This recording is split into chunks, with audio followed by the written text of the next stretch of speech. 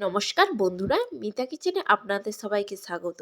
আজ আমি আপনাদের সাথে শেয়ার করব লাউ শাকের চচ্চড়ি। আজকের এই রেসিপিটি আমি আমার দিদিমার কাছ থেকে নিয়েছিলাম। আমি যখন প্রথমবার ট্রাই করেছিলাম, আমার তো খুব দারুণ লেগেছিল এই রান্নার স্বাদ। অবশ্যই একবার ট্রাই করে দেখতে পারেন। নিরামিষ দিনে গরম ভাতের সাথে আপনাদেরও খুব ভালো লাগবে এই রান্না। তার জন্য আমি এখানে লাউ ডাঁটাগুলোকে এইভাবে ছোট ছোট করে কেটে নিয়েছি।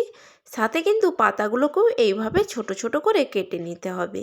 আর নিয়েছি কিছু সবজি। সবজির মধ্যে ছিল বেগুন, পেঁপে, আলু। এইভাবে ছোট ছোট করে কেটে নিয়েছি। আপনারা চাইলে আপনাদের মন পছন্দ সবজিও নিতে পারেন। মশলার জন্য আমি এখানে নিয়েছি 4 চামচের 1 চামচ সর্ষে, 1 চামচ সাদা তিল, 1 চামচ মগজদানা, 1 চামচ জিরে আর 3টে শুকনো লঙ্কা। একসাথে সবগুলোকে পেস্ট করে নিতে হবে। আমার পেস্ট করা হয়ে গিয়েছে। এরপর কড়াইয়ের মধ্যে কিছুটা পরিমাণ তেল গরম করে তার মধ্যে দিয়ে দিলাম 2টো তেজপাতা আর দিয়ে দিলাম 1/2 চামচ কালো জিরে আর 1/2 চামচ 5 ফোড়ন। ভালো করে তেলের মধ্যে নাড়াচাড়া করে নেব। নাড়াচাড়া করতে করতে এর থেকে যখন একটা মিষ্টি গন্ধ বেরিয়ে আসবে, তখন এর মধ্যে দিয়ে দিতে হবে আগে থেকে কুচোনো সবজিগুলো।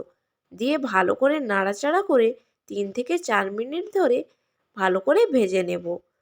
আর দিয়ে দিলাম 1 চামচ হলুদ আর পরিমাণ মতো লবণ দিয়ে নাড়াচাড়া করে ভেজে নিতে হবে।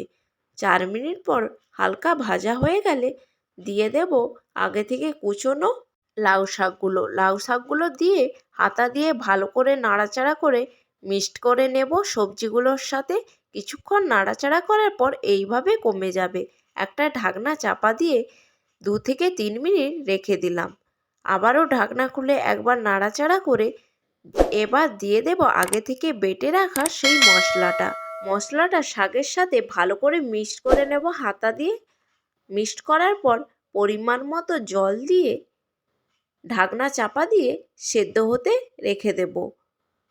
আবারও 2 মিনিট পরে ঢাকনা খুলে অল্প একটু চিনি দিয়ে দিলাম। চিনিটা শুধুমাত্র স্বাদ হওয়ার জন্যই এখানে আমি ব্যবহার করেছি।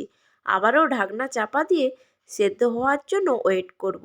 সেদ্ধ হয়ে গেলেই ঝোলটা এইভাবে মাখো মাখো হয়ে গেলে রেডি হয়ে যাবে আজকের লাউ শাকের চচ্চড়ি। ভালো লেগে থাকলে একটি লাইক করে দেবেন। ভিডিওটি আজকের মতো এখানেই শেষ করলাম।